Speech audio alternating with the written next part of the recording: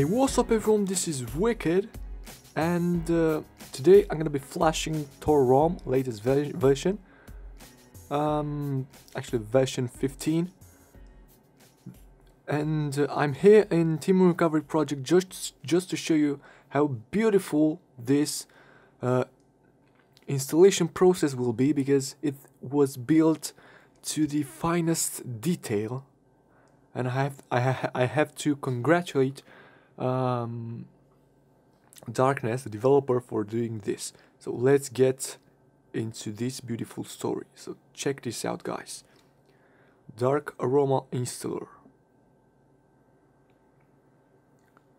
and it comes right now with the latest features that were included in this ROM after this beautiful animation. Yep, Thor version 15. As you may see, latest updates, what's new, better system RAM management, protection and security apps and patches, and a disclaimer, which you should read, but yeah, we won't mess with this. Another great animation. I'm really hyped to see what this ROM is all about. So, you have here, select the language. Okay, I'll try and focus, try my best and focus. So we're gonna get into next. These are some informations. Actually, this is version 1.5, not 15. This is only for S4 Snapdragon 600 device. This is. So, yep. Auto Darkness and Manu Pro N5. Here is a disclaimer. We agree with all of these. Read this carefully. You will be prompted to customize your setup. Okay. Please select your device features. S7, S7 Plus Note, S7 Plus Edge, S7 Custom. Whoa. Let's go with S7 Custom and then we'll see. Upgrade dirty setup, clean install. I'm not upgrading, but I've done a while before, so it should be fine. Sounds and volume, higher volume, normal volume, lower volume. Higher, of course, we always go for higher. Raise up your standard. Keyboard, Sammy keyboard, Samsung M emojis. Oh, we have different emojis. ASP emojis, iOS 9 emojis, ASP emojis, I like those. Samsung apps and widgets. Install no, I may not want them. Or who the fuck uses his voice, by the way? Extra tools, extra package, install Office Suite and photo editors, yes. Kernel tweaks, install kernel adjutor, and yeah, kernel adjutor is one of the best kernel customizing apps you'll find in the market. Just search there. All cast sharing and mirroring. I won't use it because I don't have a TV which is compatible with mirroring, or I don't have a head unit in my car which is compatible with, so I will say no to it. This, again, I have to say, this is a disclaimer for this video. This is a very subjective, way of installing things. You may want it, I don't use it, so I won't install it. Activate multi-user in YouTube mode. Fix HD lag in YouTube. I want both of the above. Multi-user. No. This phone belongs to me, and I would like my phone to only work for me, so to hell the two, I want performance. Yeah, fixed YouTube HD lag. So yeah, we're ready to install, as you may see, and let's click OK. So right now the ROM is currently flashing, and I will get back to you guys after it boots up and I configure all the settings I need to, setting up my Google accounts and so on. So stay tuned. Please make sure you also take a look at this beautiful, charging animation while the device is off. This looks unbelievably well. I have to say this is really great.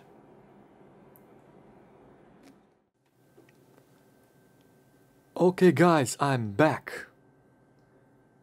And I have to tell you, first of all, this is the best port I've ever experienced on my Galaxy S4. It is fast, it is smooth, and I couldn't find a bug except one, which I will tell you right away. It benefits of tons of features borrowed from the Galaxy S7, the Note, as you may see here, the Edge feature, and also the air command is the only bug that I found. Actually, a subcategory of the air command, which is Smart Select. I mean, I can't select anything, or I don't know how to use it, frankly, but it doesn't work. I mean, it doesn't do a damn thing.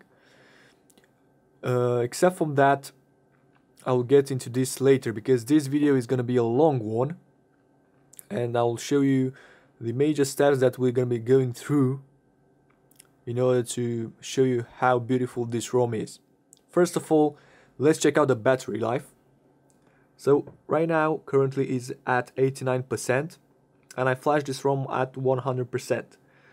Compared to the stock Galaxy S4 TouchWiz ROM, which I reviewed earlier this day, this eats more battery, and it is normal because it uses, Galaxy S7 features, which has a bigger battery, which uses more CPU, which is more GPU, and it is actually normal to eat more battery. So 89% right now, and I will show you the battery percentage at the end of the video, just to make sure an idea of how the ROM eats up the battery.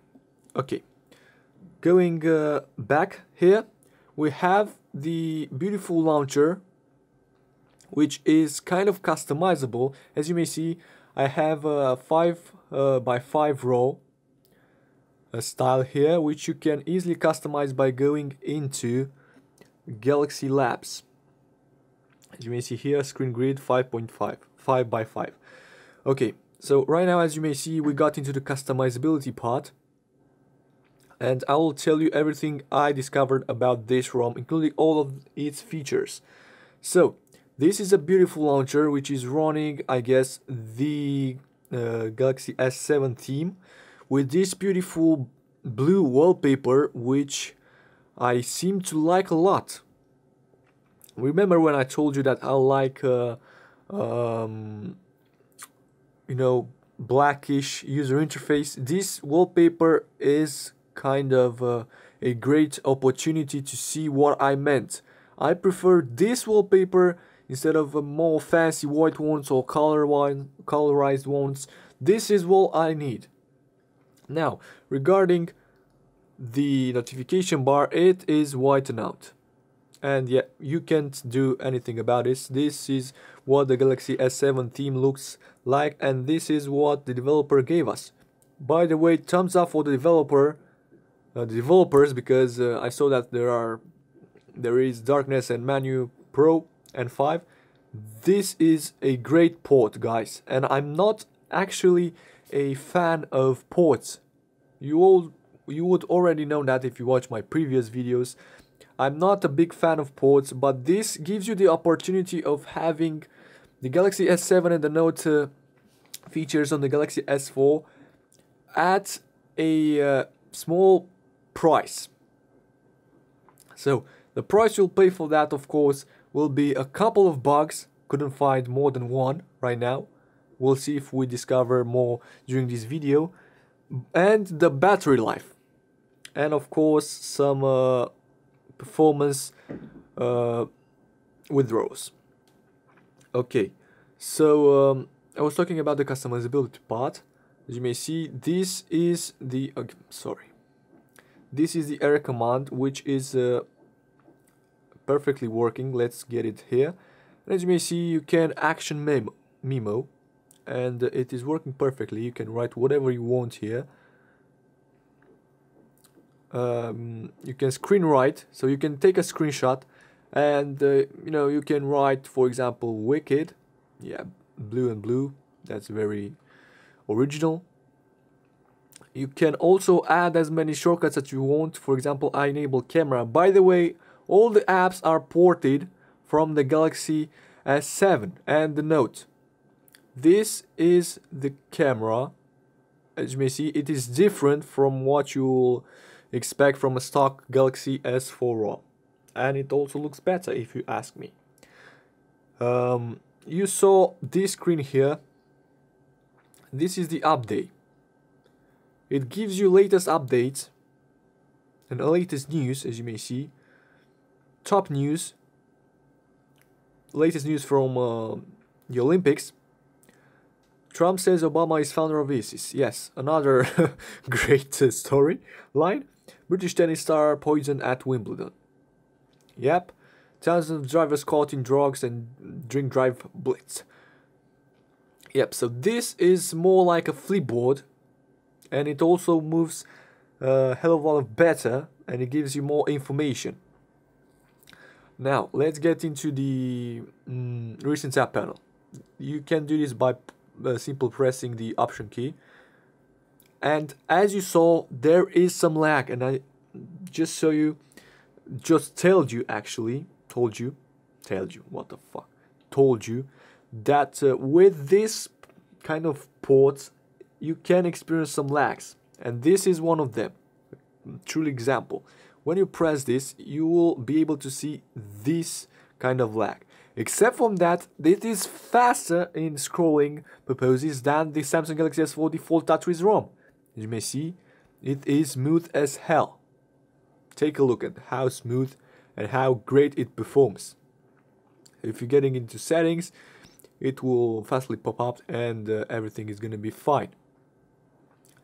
If you long press this, you will get into split mode, and you'll be able to, you know, kind of multitask between different apps. You have FX, and let's change to, let me show you the L-Speed. L-Speed is an application developed by Page 95, I think, and it allows you to easily customize every single performance feature related to your device, CPU tuner, main tweaks, and you have bunch of apps. I've used this app on KitKat, and it worked pretty damn well. And you have here some useful information about your device. And here the FX is simply a file manager which will divide your files into documents, downloads, main storage, media card, system files, system applications, and that's how you exit the split screen. So long press here will give you the beautiful split screen, which is working perfectly. Now you may wondering, why is this icon flickering here and I have the location off? It's a bug, because I recently searched for the city I wanted to show the weather from, and it keeps blinking. I don't know why. It actually looks cool if you look at it. It makes me feel more updated if it flicks like that. Even though it's a bug, it doesn't bother me. So again, you have here the usual Galaxy applications that comes with the Galaxy S7, which is the Smart Manager, the S-Note widget, and Galaxy Essentials. You have also Microsoft apps here ready to rock and roll if you're a businessman and you need to take a note right away, or write a document, or edit a document. I don't know if you saw this, but this is the side key panel. If, for example, some of the buttons aren't working anymore, you have here this beautiful side key panel, which will allow you to get, for example, into the recent app panel, as I told you earlier. Or if you're browsing an app, for example, let's open up another app that comes with this ROM. Studio, Photo Studio, College Studio, and you hit the home button, it will get you into the main screen. This ROM comes with a root. This ROM comes with routing capabilities. You have to update the root binaries after you flash the ROM, after you configure the ROM. Here's the weather widget. Looks perfectly fine, runs perfectly fine. I haven't had any problems with. Bluetooth also works perfectly.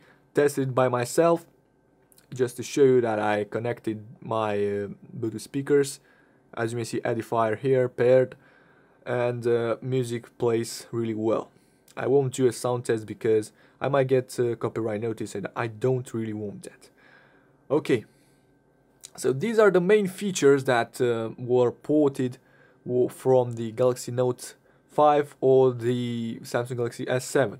And now we're gonna get into the other features, like you have the flashlight perfectly working into the notification bar. You have floating messages, which are gonna be a small message here popped out when you receive a message. A sidekick panel, I told you, multi-window, the split screen view, hotspot, NFC working, screen mirroring. I don't know if it's working because I don't have a compatible device. Smart Stay, power saving, ultra power saving mode. Again, this option, this feature was lately ported long ago by Tamirda from the Galaxy S5. That's where all started with the ultra power saving mode. Let's check out if it's working. So let's turn it on. Grayscale, again turning on ultra power saving mode. As I told you in my previous review on the stock ODEX ROM, a dark phone, if it's using AMOLED screen, is gonna consume less battery. So that's why ultra power saving mode is actually using a darkish user interface to optimize the battery life. So as you may see, 83% and everything is working. So yep, turn off ultra power saving mode, and then we're gonna get into the lock screen. Okay, so this is the lock screen, guys. It comes with bunch of different effects which I'm gonna be going through right now. Let's get into the settings and let's go into lock screen security. As you may see, we have here a bunch of different effects: sparkling bubbles, water droplet, popping colors, stone skipping.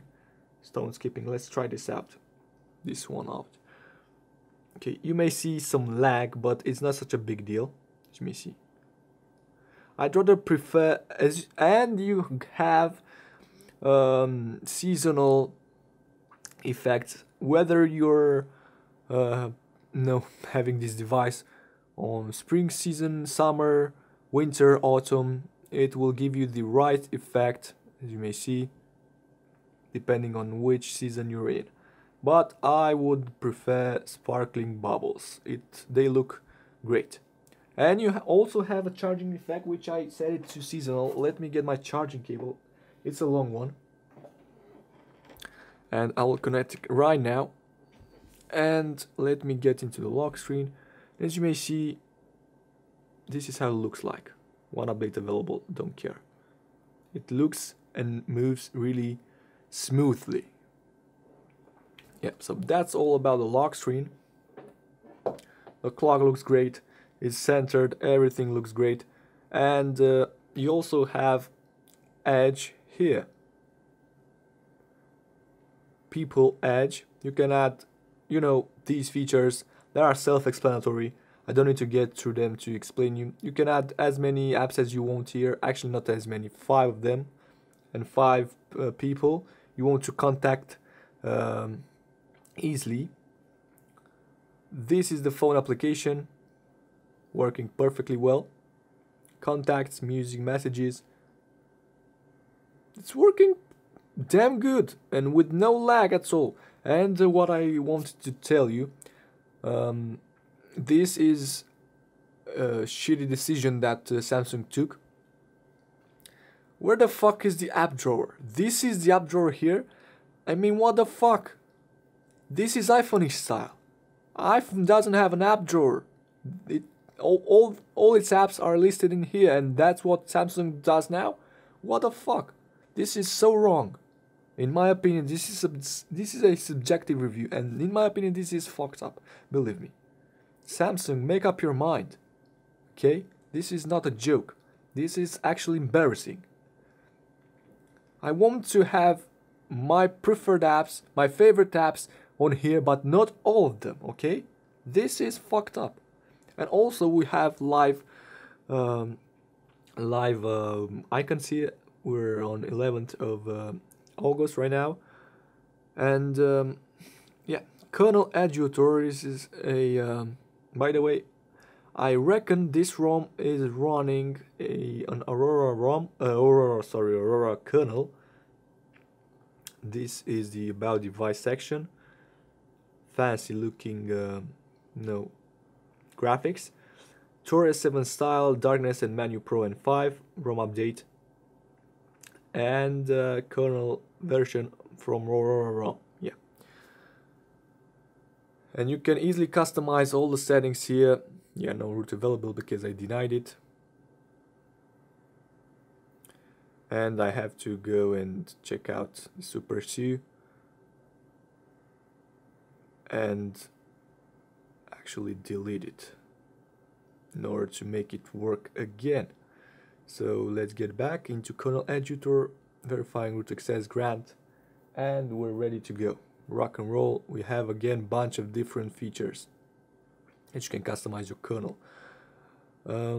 Studio is an application that will allow you to edit your photos, gallery. These are the stock apps that come with the ROM. Stock S7 apps because they're ported. This is the music player. Looks great. Still bowling to pack. All the niggas, all the trolls, like the Flossy Carter says. Great YouTube reviewer, my favorite one, Flossy Carter. Make sure you visit him on YouTube. It has bunch of different videos regarding different products, and it's so cool. He's so cool. So I think that sums it up. Regarding the performance, you saw by switching back and forth between apps. Long pressing the home key gives you the Google Now option. So yeah, there is some major lag here, but not such a big deal. So yeah, to sum up, this is a great port, maybe the greatest port I've ever flashed on the Galaxy S4. It has some bugs. It is a little bit laggy while switching back and forth between apps and going to lock screen, but it's not something that should bother me or it should bother you. I don't know how it performs after a long period of time. I don't have time to test it for 1 month or more, but I reckon by far this, after I flashed it, gave me the impression of being the best port, S7 and Note port that was released for the Galaxy S4. So that was it. All the links are into description. Please make sure you visit them. And if you have any questions or critics about my videos or informations you want to gain, or you want to find out, or opinions about what I should change about my reviews and so on, please make sure you visit the comment section right down below and write a comment. If you like my video, as always, please make sure to thumbs up and subscribe to my channel, or make sure you share my videos wherever you want. This was Wicked, and stay tuned for more Android ROMs video related to my Galaxy S4. Thank you for watching, guys. Wicked is out. Bye bye.